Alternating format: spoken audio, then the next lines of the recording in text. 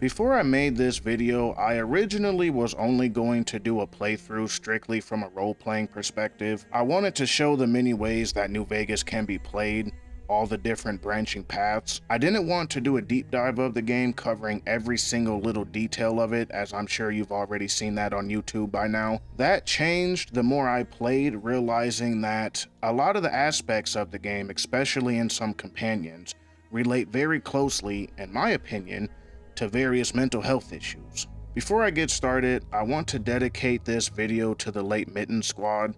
I love his channel, his dry sense of humor, the best Fallout challenge runner, and it sucks that he's gone. I wish nothing but the best for his family, and I'm sorry your loved one is no longer here. You got what you were after, so pay up. You're crying in the rain, Pally. Guess who's waking up over here? Time to cash out. Will you get it over with? Maybe cons kill people without looking them in the face.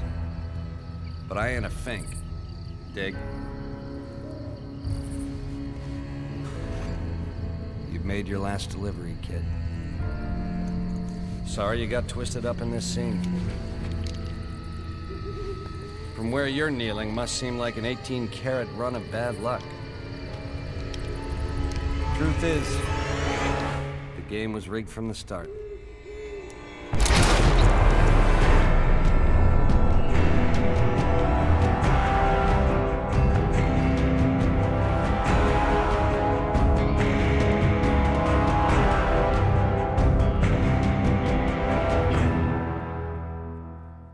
Frank Barbridge was born into a small tribe located in the southern part of Texas. His mother, originally from the Midwest with a knack for trading, would often tell Fist to do the right thing even if it hurt. I hope this world will be as kind to you as you will be to it. Help everyone you can and always do the right thing, even if it hurts. Frank's father wasn't around too much in his life.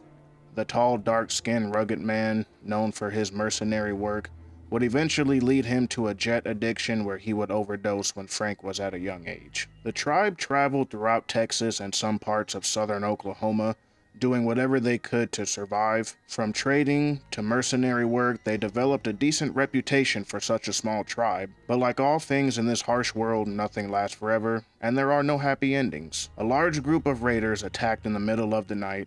They viewed this small tribe as an easy target and a fast way to make caps, selling those who were left into slavery. 3 men broke into Frank's tent that night. One died immediately from Frank's mother sneaking up and stabbing him. The other 2 men would quickly surround her. A 6-year-old Frank would attempt to attack the men to try to save his mother. Unfortunately, there is only so much a 6-year-old can do, and Frank was quickly beaten by one of the men as the other held his mother down. His mother began to plead and beg Frank to run away, but being half-conscious, he was only able to stare as his vision became blurry. Frank's mother was assaulted by both men in front of him as he passed out, after which one of the men placed his .44 Magnum to her head when suddenly their leader walked in saying, "Stop! He's mine. Take the kid too. He can be put to work."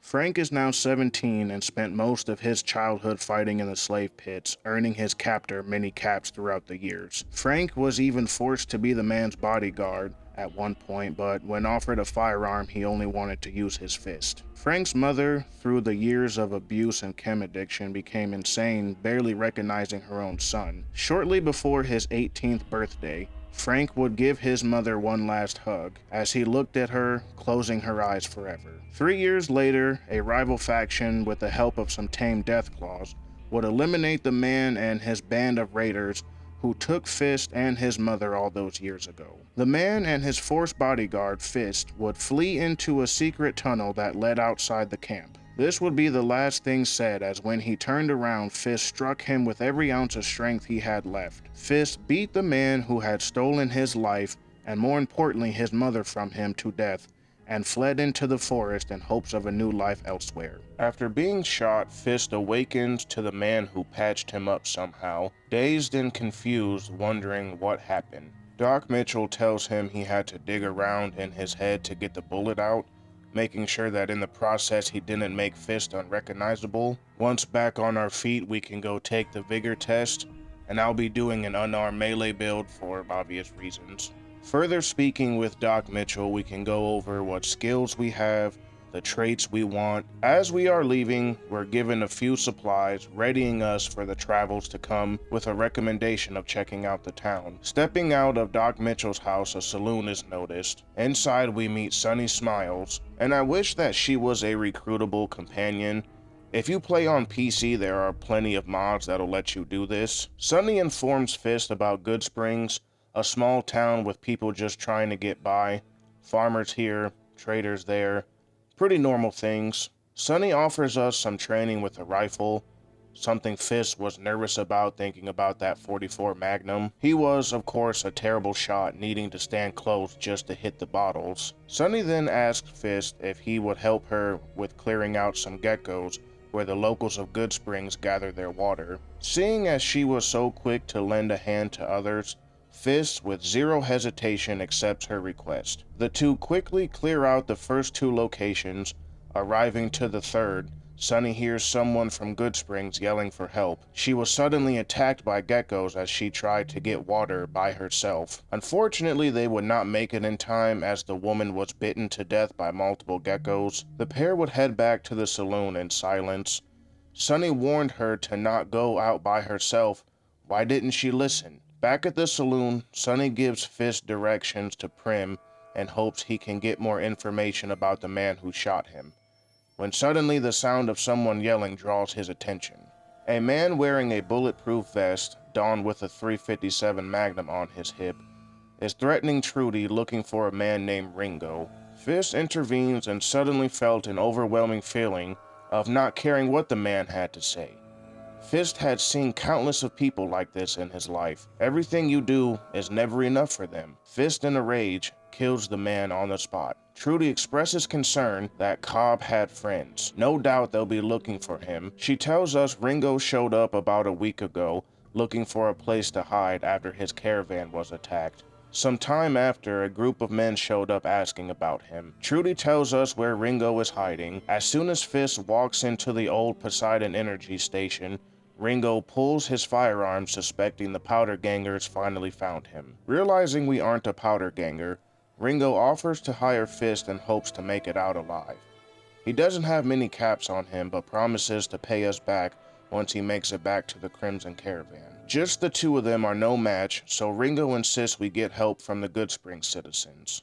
Sunny Smiles wasted no time agreeing to help Ringo and Fist. She knows more of Cobb's men will continue to show up regardless if he's around or not. You go around asking a few notable NPCs if they will help you or not, and something that I really love about Fallout is if you don't have enough skills for the dialogue check, all you really have to do is make sure you have some magazines for the skill you need, and some drugs to temporarily boost your stats. After that, we're able to convince Trudy to help. Chet may be a scumbag, not caring who wins, but a simple barter check informs him the powder gangers will take more and more caps from him until they no longer have use for him. Doc Mitchell, while not able to fight, does provide us with medicine. Easy Pete, on the other hand, I could not pass his skill check. Sometimes you just don't have the right magazine or drugs. The fight didn't last long, and luckily there weren't any friendly casualties.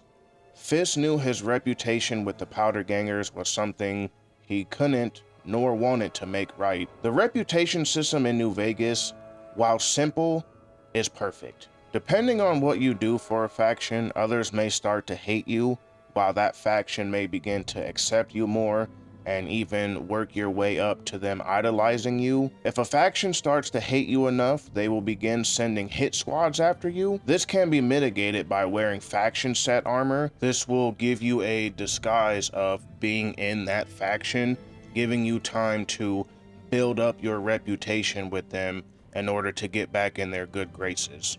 With the battle now over, Fist bids goodbye to Goodsprings and its residents, with the knowledge from Sunny that someone in Primm may have information about who shot him. Arriving to Primm, a NCR checkpoint is blocking the way. For most people, this will be their first contact with the faction. The New California Republic became a major faction in Fallout 2, led by President Tandy. They aimed to restore the way things used to be before the bombs fell. Clearly that worked so well the first time. It is unknown who dropped the bombs first. My guess would be China, due to the fear the US caused by continuing to work on illegal bioweapons, the forced evolutionary virus, which they openly stated they would stop doing. Coupled with the resource war, especially for oil, everyone can be blamed. No one wanted to work together.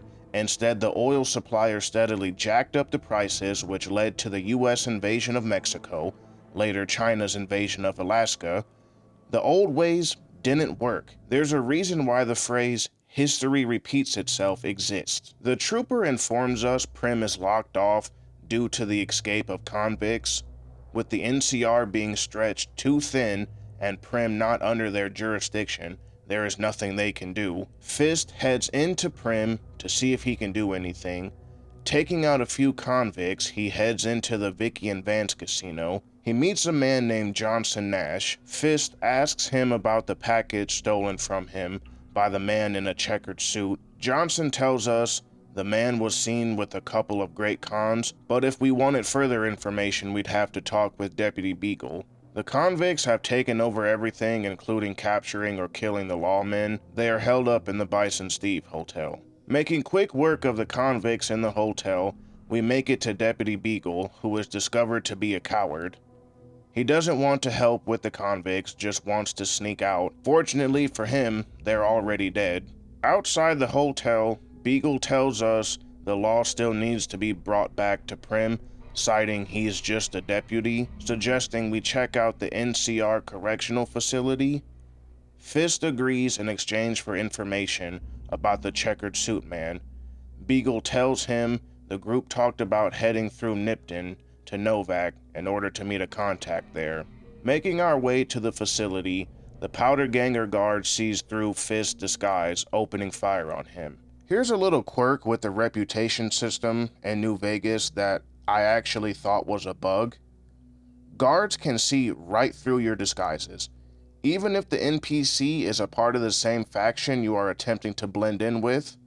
This is why the Powder Ganger at the door attacked me, making all the other ones around him hostile. Inside is the only person who didn't attack us, Myers, a sheriff from a small town west of the Mojave, who was placed in prison by the NCR for taking the law into his hands, becoming judge, jury, and executioner, a far cry from the ways of the NCR. Talking with him leads to the agreement of becoming the sheriff of Primm, but in order to do so, he would need a pardon from the NCR. Fist begins to wonder if Myers is the best option for Primm. What if he brings his law to Primm? Who else can get involved? Deputy Beagle is such a coward, there's no chance he'd ever stand up to Myers. We aren't always going to be around to solve their problems. But what if someone can be? Harken back to that friendly robot we met with the cowboy hat, Primm Slim. He can be programmed to establish the law. New Vegas does this so perfectly. The player is given 3 options to deal with Primm: have the NCR take over, Myers or Primm Slim become the sheriff, and each option has a different outcome when you've reached the end of the game, seeing the slideshow of your consequences and choices. And I really appreciate that, because it's not only this quest, it's so many quests in the game, so many different characters have all these different branching paths that you can do with them. The majority of the characters and the quest in New Vegas have about 2, sometimes 4 different ways that you can complete it. And in this day and age, with the modern RPGs coming out, or just modern games in general coming out, maybe you have 2 options if you're lucky. Fallout New Vegas is one of the best RPGs in existence, which says a lot given the little time Obsidian had to work on the game, especially compared to Bethesda-made RPGs and more popular modern RPGs. Throughout the years of playing many RPGs, I began to ask myself, what's the role to play? In Skyrim, you can never do anything outside of being the good guy. You can never report the Thieves Guild to anyone. I understand that Maven has all the power in Riften, but some other source could have been against the Thieves Guild. I felt a perfect setup could have been Mule the Lioness, who you see when you first go into Riften. She is so against the Thieves Guild, the overall corruption of the city, Maven, and yet it amounts to nothing. In fact, if Mule is your follower, she won't even bat an eye if you steal. The Thieves Guild is more like the Mafia operating in the shadows. They do nothing to help people, no take from the poor, give to the rich. In fact, the first task you're given is to put an innocent man in prison. Moving on to the worst faction in the game, the Companions. Bethesda really thought that not a single person would ever want to side against the Companions and join the Silver Hand, who, by the way, have no content whatsoever in the game. They are just bandits with silver weapons. Moreover, you are locked out of all content for the Companions if you choose to not become a werewolf. Not everyone wants to channel their inner furry. Seriously, why is there no option to say no to this? Killing party snacks is an objectively evil thing to do. He's been trying to right a wrong he did thousands of years ago, and most people, myself included, agree that Dolphin is in the wrong. But the game doesn't tell you this is wrong.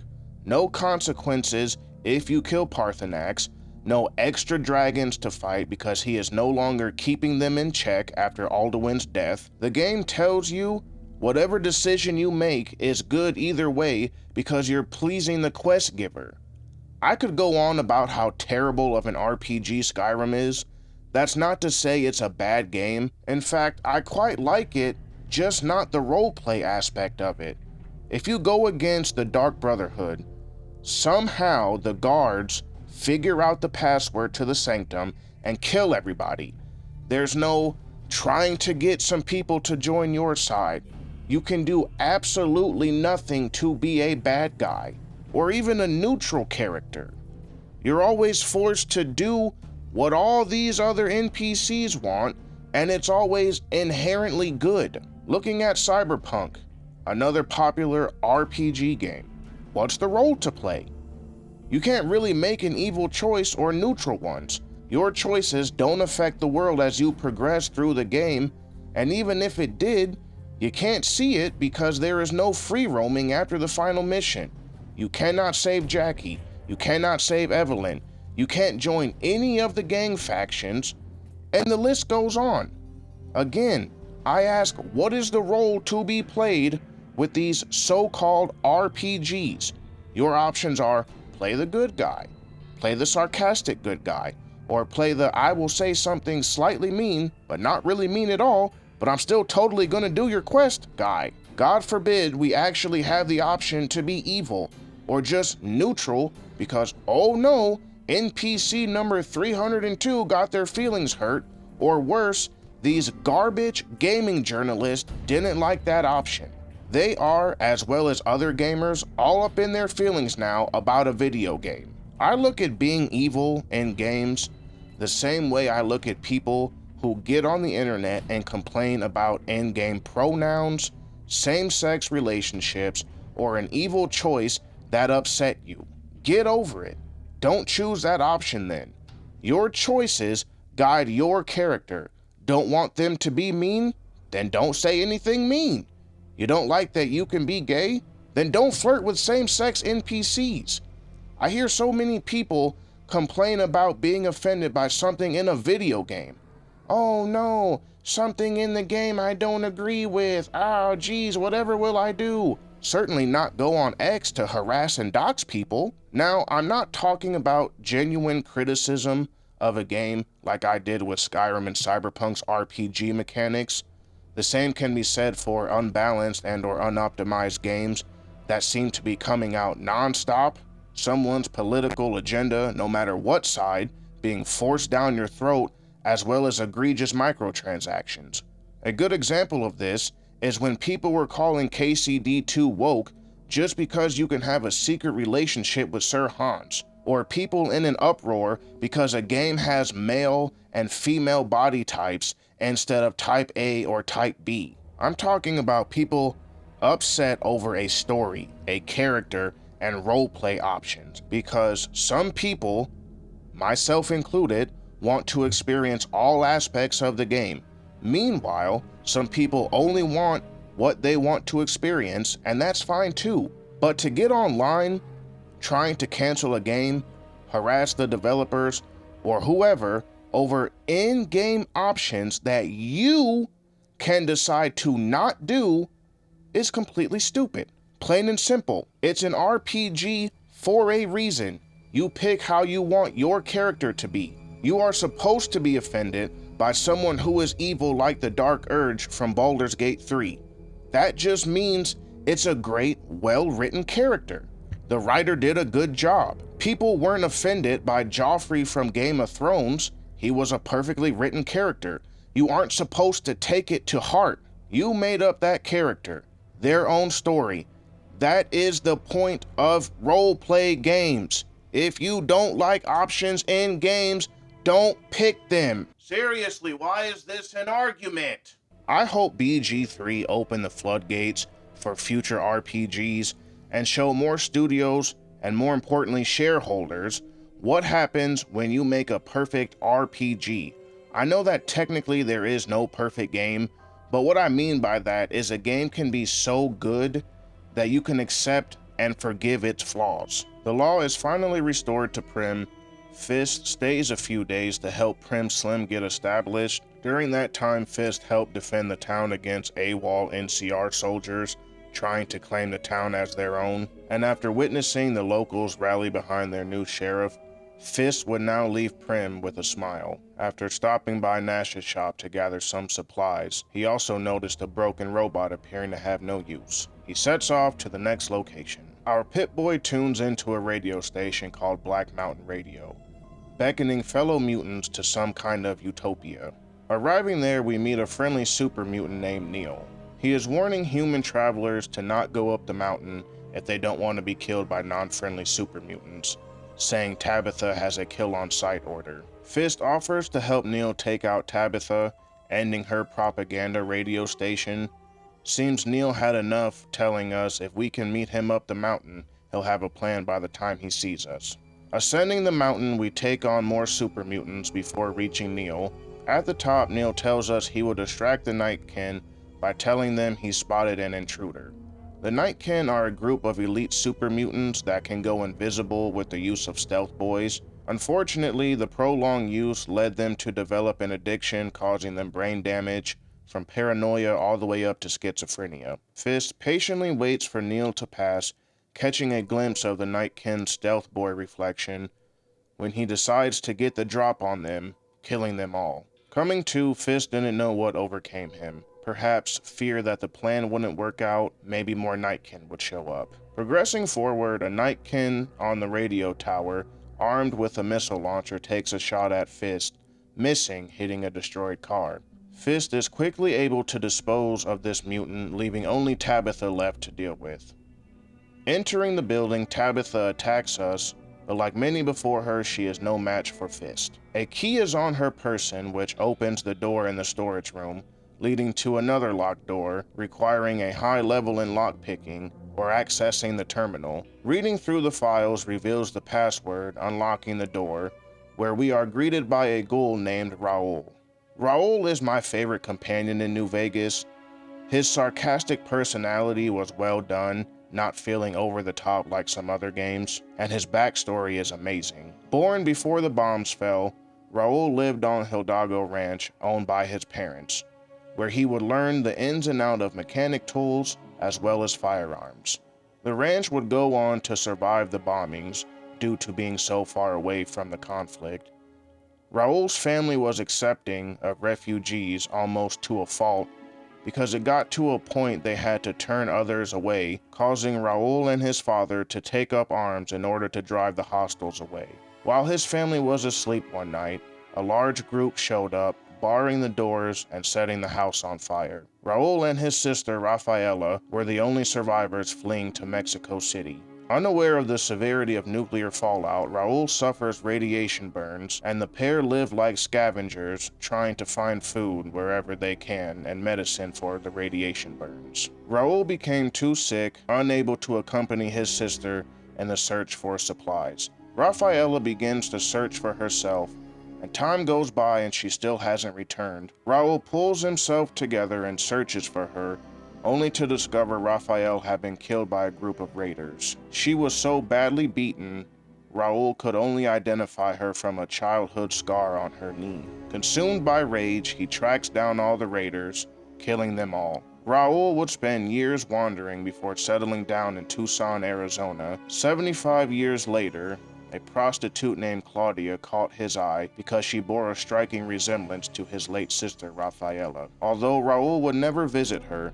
he did everything he possibly could to protect her from this world. His peaceful times wouldn't last forever, as the growing number of raiders and the ever-expanding Caesar's Legion were on the rise. One day, a group led by someone named Dirty Dave arrived looking to buy bullets. Raul would sell them the ammo in hopes they would just leave. The group spotted the brothel, wanting it for themselves. They barged in, killing 4 women and taking Claudia. As they fled, Raul gave chase for 3 days, and once he caught up, Claudia was discovered brutally killed. Fueled by the same rage he had for Rafaela, Raul killed the group of raiders, all while sustaining heavy injuries. The man, too stubborn, too angry to die, riddled with depression and PTSD, found himself in the Mojave, depressed, looking for a place to stay. He built a small shack for himself and regularly listened to the Black Mountain radio station. One day, the station went out,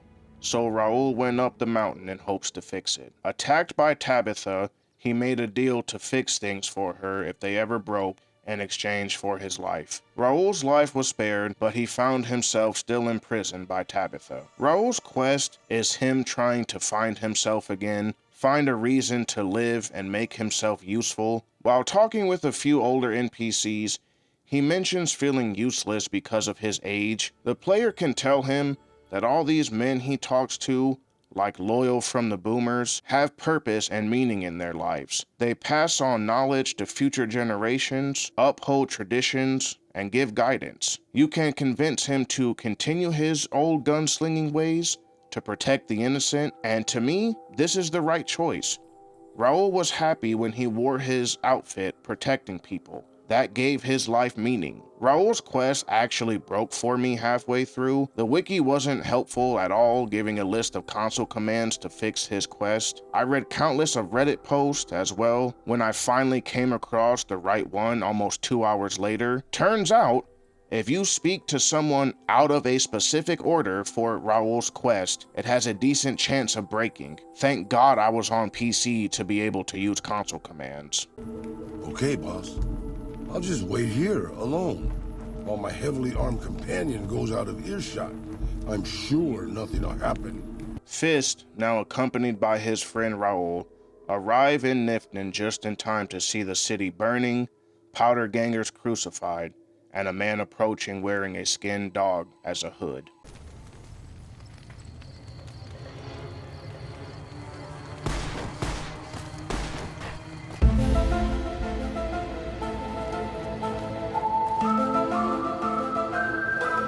He tells us not to worry, he won't have us lashed to a cross. Instead, he wants us to tell everyone what happened here, especially the NCR. Fist, surrounded on all sides, agrees to his request, and the pair hastily set off to Novac. Novac is named after the no vacancy sign, and a large dinosaur is at the entrance where an NPC, assumingly a guard, stands watch. Manny is one of 2 retired snipers who guard Novac. The other, Boone, works the night shift. Manny knows something about the man we're after, but of course wants something done first. Seems no one helps out unless they're getting something in return. After renting a room for the night, Fist and Raul stumble upon Manny's room at the motel. The 2 head inside and spot a terminal, quickly going through it in hopes to find something. Turns out Manny knows a lot. The cons and a man named Benny presumably the one in a checkered suit, needed a place to stay, and Manny offered to help them due to once being a great con. After that, the group headed towards Boulder City. Benny had been acting twitchy ever since he stole a package from his boss. Fist and Raul catch up on some sleep, and before they leave, stop by to see if Boone, the other guard, knows anything. Boone used to be a soldier in the NCR. Together with his best friend Manny were selected to be in the 1st Recon team due to their marksmanship. Boone's first big battle came at Bitter Springs in a battle against the Great Khans. This would also permanently damage Boone for the rest of his life. During the battle, Boone and his team were stationed at the exit of the Great Khan's camp. Orders were to prevent them from flanking the NCR's main force. As people began to pour out, Boone noticed they were non-combatants, women, children, and the elderly. In an attempt to relay this information, there was a problem with the communications. They were told to fire until out of ammo, and being a good soldier and forced to follow orders, Boone and the rest of the 1st Recon killed innocents running away to save their lives. After his tour, Boone left the NCR. While he was trying to start a new life, he met a woman named Carla. Boone notes that she was talkative, something he was not. More importantly, she helped him through his trauma, depression, and PTSD. The two would eventually get married and settle down in Novac, expecting their first child. It became apparent Carla hated Novac. A small, ordinary life didn't suit her, and she made sure to let everyone know about it. It would lead to a rift between once best friends, Boone and Manny. One night, Legion slavers snuck into Novac while Boone was on watch, only taking Carla, no one else. Looking into her disappearance, he realized the slavers knew exactly when and where to move to get past him. Someone knew his habits and told the slavers. Talking with Manny about it in hopes to get help further upsetted him because Manny was somewhat happy she was gone. Boone tracks Carla alone, ending up at a Legion camp. She was being sold off with many men bidding for her. Legion forces were everywhere, and with no safe way to free Carla, Boone lined up his sights, taking the shot, ending Carla's and his unborn child's life. Needing to quickly flee, Boone was never able to recover the body. All he was left with is hatred for the Legion, vowing revenge on all of them one day. During his quest, it takes a while to get him to open up about his past. First, he asks you to help discover who is responsible for selling his wife, and upon doing so, wear his beret while leading the accuser in front of the dinosaur. After having a brief flashback, Fist agrees to help Boone. He has plenty of memories of slavers throughout his life and what they did to him and his mother. Speaking with the locals doesn't provide much. Some didn't care much for Carla, but not enough to sell her. Last person we speak with is Janie Mae Crawford, the keeper of the motel. She went on about how Carla wanted to live a more flashy lifestyle, and all she ever did was talk down about the town. Janie seems to be overly attached to Novac, hating anyone who dares say anything against the town. Behind her desk is a safe that can be picked, or if you're skilled enough, you can pickpocket the key off of her. Inside the safe, a bill of sale is found. Janie was the one who told the Legion slavers how to get past Boone. She sold Carla for 1,000 caps and an additional 500 for her unborn child. Saying nothing about the bill, Fist tells Janie about something in front of the dinosaur. Fist barely had enough time to turn around before Boone took the shot, killing the woman who sold his wife and unborn child. We show Boone the proof, after which we ask him to travel with us. Better with us than stuck in Novac. Fist finds himself once again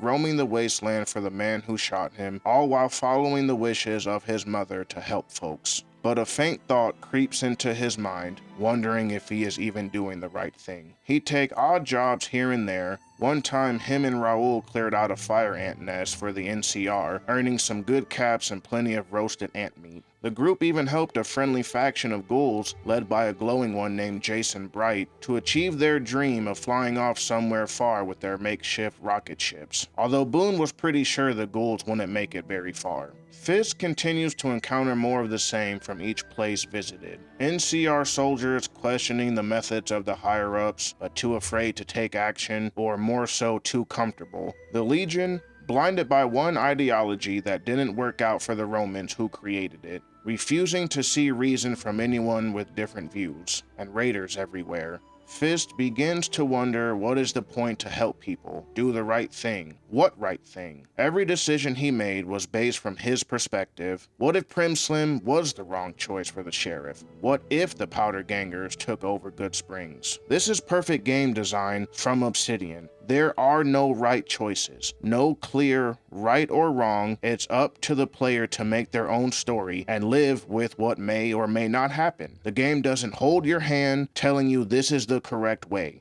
To this day, there are discussions held about who is the better faction for New Vegas. What would happen if I chose this faction or saved this person? There are never any inherently good options, thus opening hours upon hours of replayability, which you really don't see nowadays. Benny is found inside the Tops Casino, completely in disbelief that someone he shot in the head is now talking to him, demanding answers. Benny attempts to weasel his way out of trouble, offering to speak with Fist somewhere more private. Now, this conversation can go multiple ways, depending on your skills and gender. If you play as a male character, Benny can be talked into going into the presidential suite alone with you. He will talk with you, but ultimately try to kill you. You can let him go, later to be captured by the Legion, who will turn him over to you, giving you the option to free him, kill him yourself, or letting the Legion take care of him. Playing as a female character gives you all the previous said options, but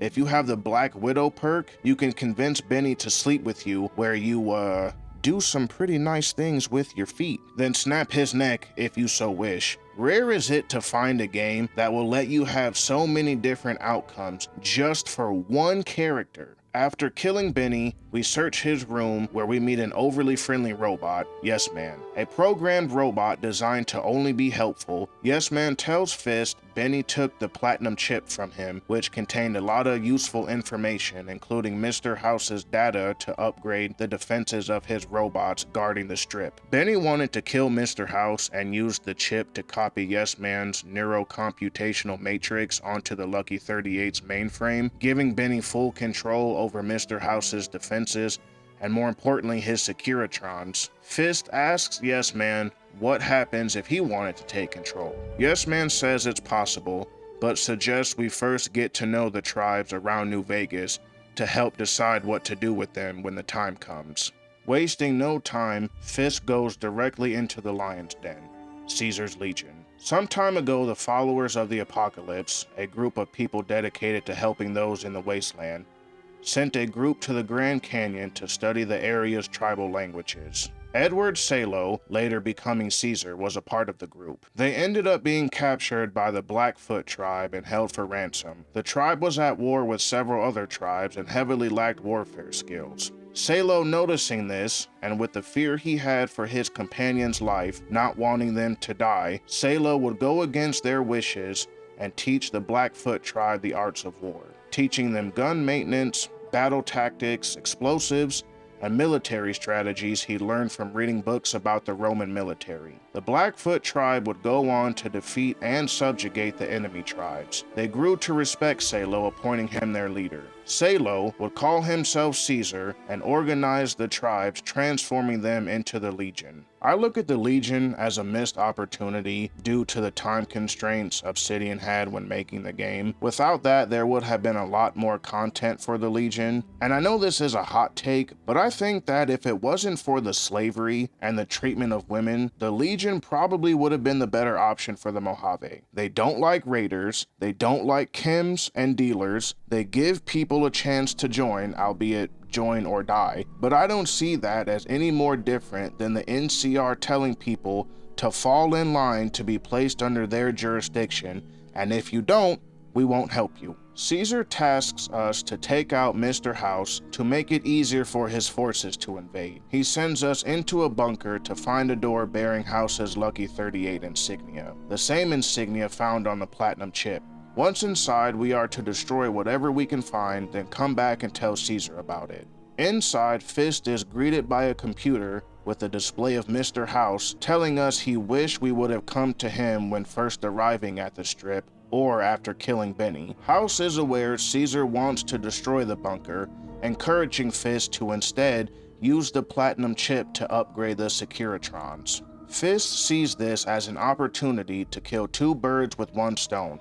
He doesn't like the Legion enslaving people, coupled with Caesar's very outdated use of Roman ideology. Caesar's Legion and the NCR would only be the two forces left in his way, and House can be taken out when the time is right. Descending into the bunker, we kill all the hostile robots who were left behind to guard it, until we reach the Securitron operations console, where we use the chip to upgrade them. Returning to Mr. House, Fist is told he did the right thing and has a bright future ahead of him. House then tells him they are to meet at the Lucky 38. Back to Caesar, he now wants us to go into the Lucky 38 and kill Mr. House, further cementing our loyalty to him. Before killing House, Fist would do a few jobs for the NCR to fix his somewhat broken reputation with the faction. During one of his breaks, he met a woman named Cass at an NCR outpost bar. Rose of Sharon Cassidy is the daughter of John Cassidy from Fallout 2. He wasn't in her life, leaving Cass to be raised by her mother,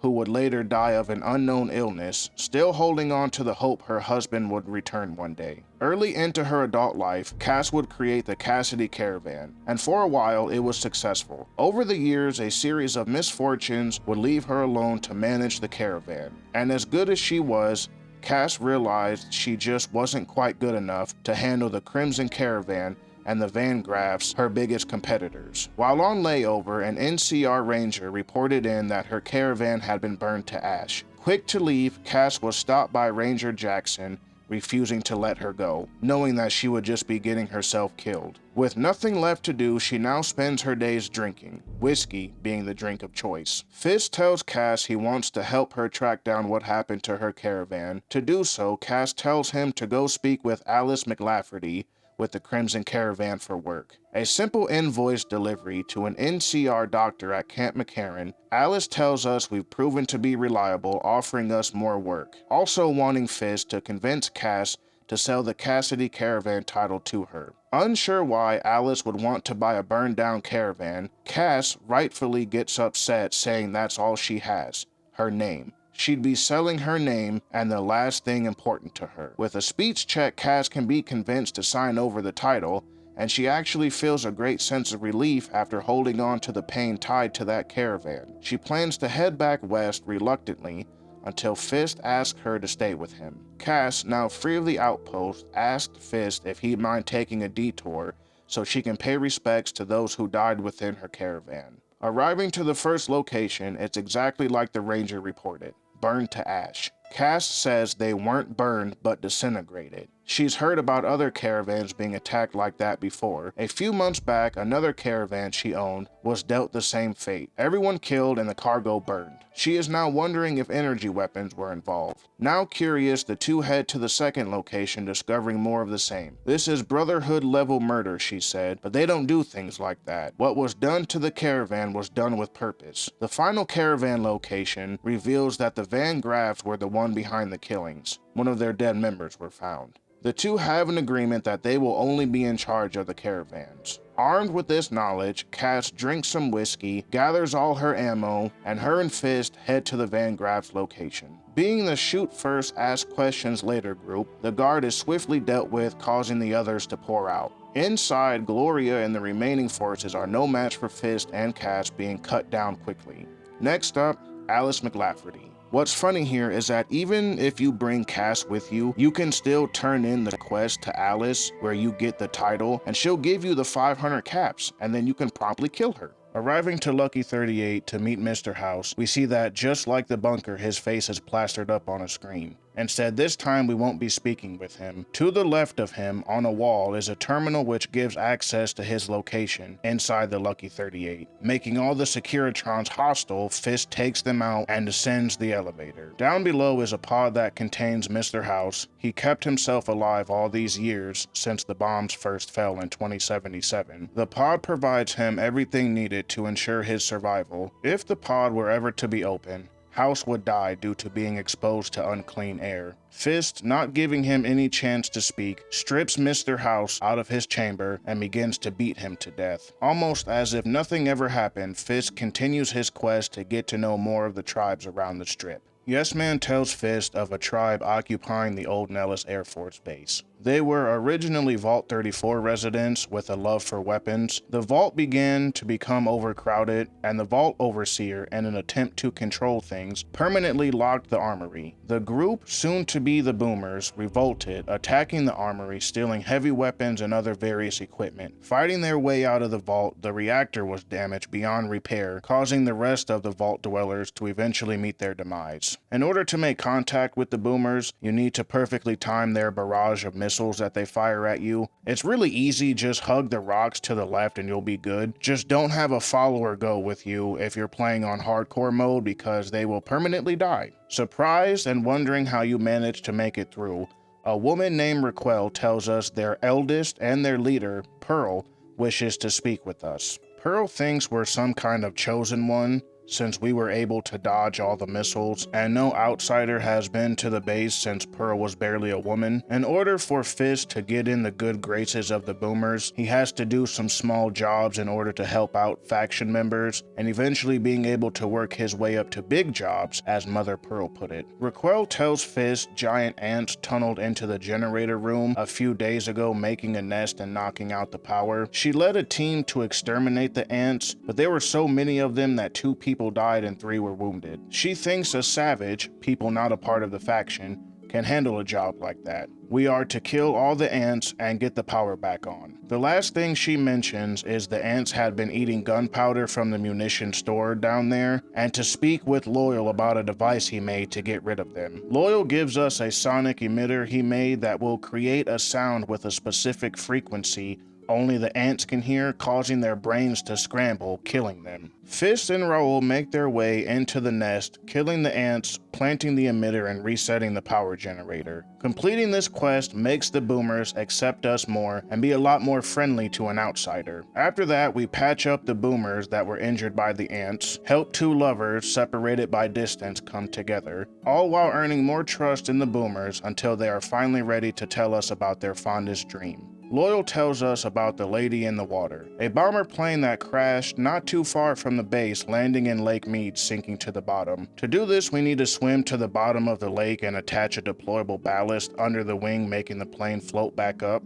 Loyal wants to fix it with spare B-29 parts he had been holding on to for years. Helping the Boomers achieve their final goal will see them swear loyalty to Fist, aiding him should he ever need it. Speaking with Pearl, she is thankful, calling us a miracle and a trusted friend. Fist tells her there may be a battle in the near future at Hoover Dam, and can they offer any assistance. Pearl tells Fist they would be happy to aid him in the upcoming battle after all he's done for them. Back to Caesar to tell them the Boomers support us. Caesar, still under the impression we are loyal to him, he's impressed we managed to not only kill Mr. House but get the Boomers on our side. Caesar wants us to forge an alliance with the White Glove Society, a once formal group of cannibals, when suddenly Caesar jumps out of his chair with tremendous head pain. If you have a high level in your medicine skill, you will be able to identify and diagnose what problems he has, and if you do a full Legion playthrough, you're actually able to help him a lot depending on how high your medical skill is, and maybe even cure him.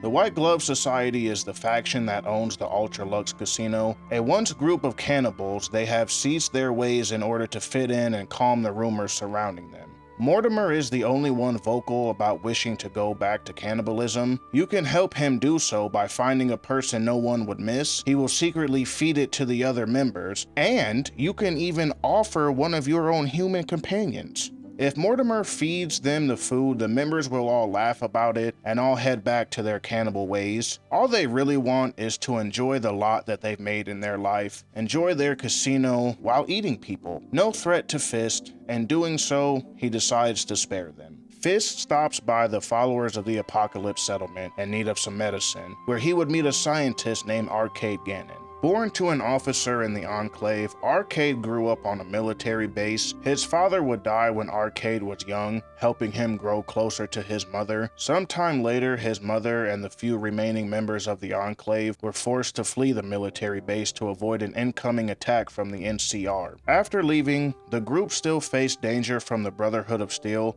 who killed any Enclave member on sight, and at some point they attempt to integrate into the NCR territories. Arcade would eventually come in contact with the Followers of the Apocalypse and eventually join them. There he would hone his skills in science and medicine, being able to help a lot of people. The NCR would discover that Enclave soldiers were hiding out using new identities, forcing the group members to never stay in one place for too long. Traveling with Fist, Arcade asked him to send power to the slums of Freeside and the West Side instead of only doing it for the Legion or the NCR. Everyone has a right to working electricity, and Fist agrees. Doing so, Arcade begins to open up about his past and the Enclave soldiers he was with. He wants to find them in hopes their advanced technology and military experience will lend Fist a helping hand in the battles to come. One by one, the remaining members are found and agree to help Fist and Arcade, one only agreeing if Fist doesn't help the NCR. Fist is able to meet a Nightkin super mutant while helping Arcade find the other members. Lily, located in a safe haven for super mutants, with the help of Marcus, they are able to keep things at peace with humans and super mutants. Lily has schizophrenia due to her prolonged use of stealth boys. When we first meet her, she believes us to be her grandson Jimmy. Jimmy? Little Jimmy? My, how you're grown up. So good of you to come visit your grandma.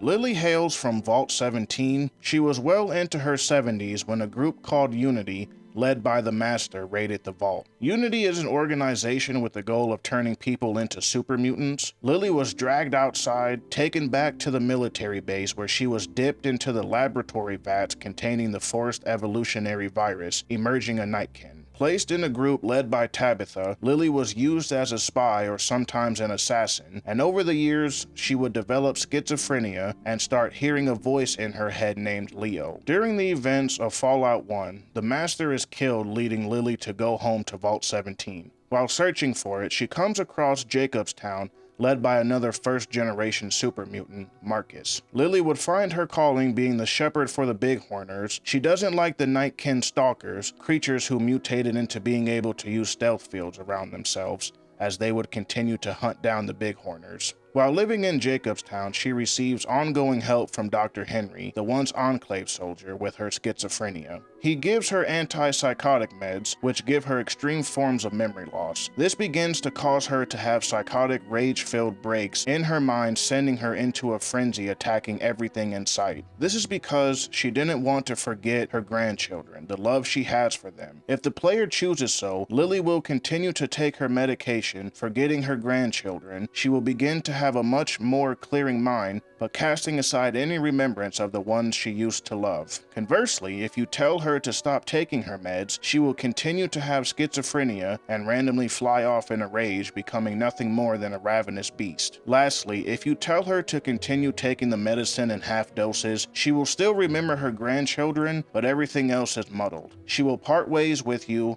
and go west in attempt to find her past, once again demonstrating that there are no wrong or right answers, and it's ultimately up to the player to build their path and figure out what is best for them. Fist arrives at the 188 trading outpost when a woman named Veronica greets him, wondering if he had ever heard about a group of people living underground. Turns out that group is the Brotherhood of Steel, and she is one of them. I'm gonna be honest here, I do not like Veronica. I don't like her quest. I don't like the voice actor, Felicia Day, just like I didn't like her in Dragon Age 2 when she voiced the elf Talis, whatever her name is. I don't personally have a problem with her, just her voice acting is terrible. Veronica was born into the Brotherhood of Steel, a group that once helped people like in Fallout 3. Fallout New Vegas's Brotherhood of Steel is nothing like Fallout 4's. In Fallout 4, they believe they are the only ones who can have any form of technology. They are incredibly poorly written, just like every other faction in Fallout 4, but that's another video for another day. Veronica's parents were killed in a battle with the NCR. She would be raised by everyone in the chapter, and from a young age, she began showing adept skills in engineering, impressing Father Elijah, the head of the chapter. Into her adolescence, Veronica would fall in love with the scribe Christine. Some other members would frown upon this relationship because with the limiting number of people the Brotherhood have, everyone had a responsibility to procreate. After having enough from her parents and the others, Christine would leave the Brotherhood, Veronica begging her to stay, unable to bring herself to leave with her. The truth would never be revealed to Veronica, and the fact that it was Father Elijah who using his status broke them up. Christine never left the Brotherhood, instead she found meaning in her new life with the Circle of Steel. Fist and Veronica spend some time together when she starts to express her concerns for the downfall of the Mojave's Brotherhood of Steel.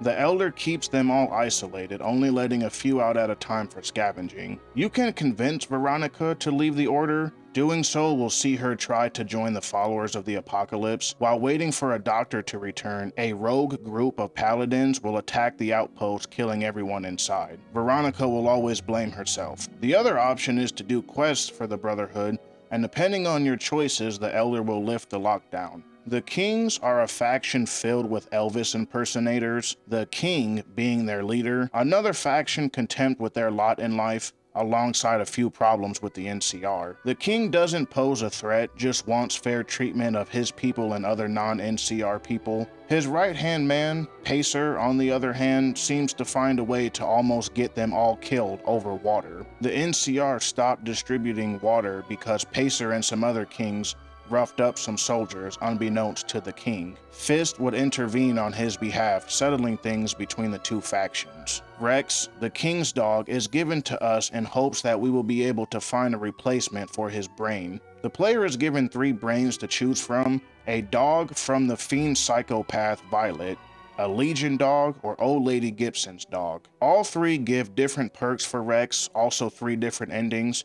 Unfortunately, it's not the best to use Rex during a hardcore playthrough, as he will surely die in any battle. Meeting the Omertas, a mafia-like faction operating the Gomorrah Casino, Fist speaks with some members in there after being barred from gambling due to winning too much. Cachino is the one to talk to after the gossiping receptionist tells us he's been up to some shady things. Confronting him gets us nowhere, so we sneak into his room, stealing his journal. Cachino was put in charge of handling a secret alliance with the Legion. He was to prepare the Omertas to invade the Strip when Caesar gave the order. He also had been making deals, selling weapons, behind his boss's back, a killable offense. Fist goes to confront Cachino about this, but instead looks at him and goes in for the kill. The Omertas are just like everyone else, so quick to do things behind someone's back, betraying one another, in this case, Mr. House, who originally hired them. They were too dangerous to be left alive. How long would it take for them to start plotting Fist's downfall,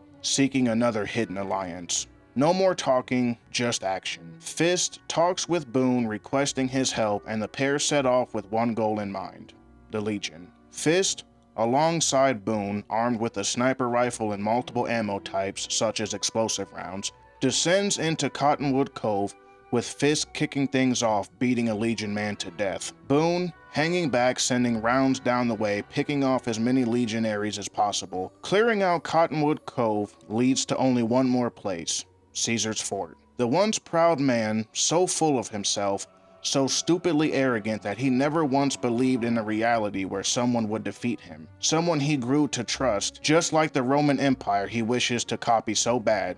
He too falls, leaving only one left. Fist and Boone had grown close to one another through the countless of jobs, exploring, scavenging, and now the killing of Caesar and his Legion, giving Boone his revenge once and for all, which is why it hurt Fist when he had to part ways with him. Fist knew what had to be done and wanted to bid his friend, the once distrusting stranger who lost it all, a farewell on a positive note.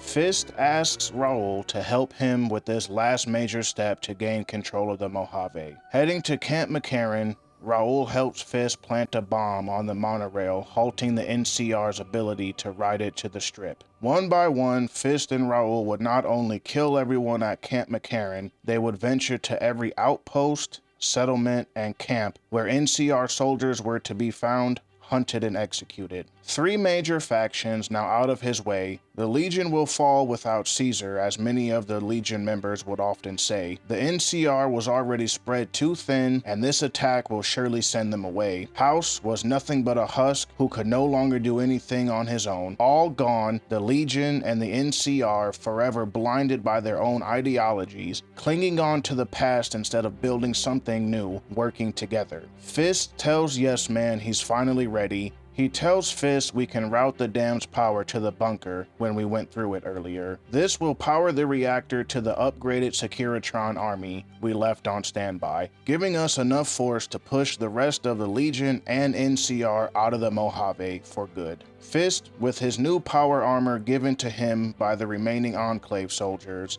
thanks to Arcade, prepare for one last battle. Fist, Raul, and a Securitron assault the Hoover Dam. The boomers were able to get the bomber plane operational, providing much needed air support. Battling their way inside the operating facility, Fist installs the override chip, activating his soon-to-be army. Last is the Legion camp, held by Legate Lanius, Caesar's second-in-command. Lanius gives praise to Fist for leading himself into battle. He begins to display his overconfidence, citing the many people he's killed who stood in his way. Lanius has the highest speech check in the game, requiring 100 speech. If you wish to talk him down, Fist challenges the Legate to face him one-on-one. Funny thing is, when the Legate knows he's about to die, he runs away like the so-called coward he despises, and I find that incredibly funny. As Fist heads towards the exit of the camp, General Lee Oliver makes himself known, blowing up the Legion camp gates, surrounding us with his elite NCR Rangers.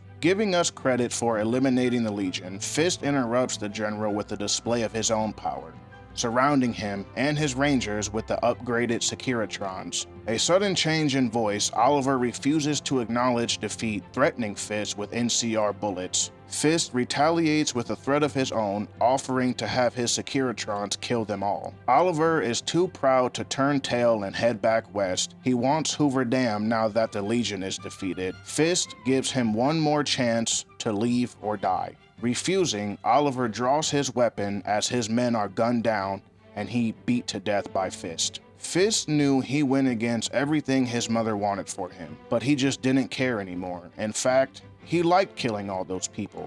He took joy in the fact that he outsmarted all his enemies. As much as he tried to do the right thing and help folks, he realized there is no point. Something in his early life broke him, only to be realized when he was older. Maybe it was the forced killings he had to do when fighting in the slave pits, or maybe it was watching what happened to his mother over the years, who he eventually had to kill. The truth is, Fist will very likely die. For now, he controls things, but Yes Man tells him he found code snippets in one of House's databanks that will let Yes Man reprogram his personality to be more assertive. It's going to take some time, and he will be offline in the meantime, assuring Fist everything will be okay. But in my opinion, it won't be okay. One day, Yes Man will be able to say no. He will be able to take control of the Securitrons for himself, and nobody will stand in his way. You may have more than likely noticed by now that I referred to Fist not only by his name, but also as we and us. I did that intentionally because I believe that any of us can be like Fist. Not exactly like him,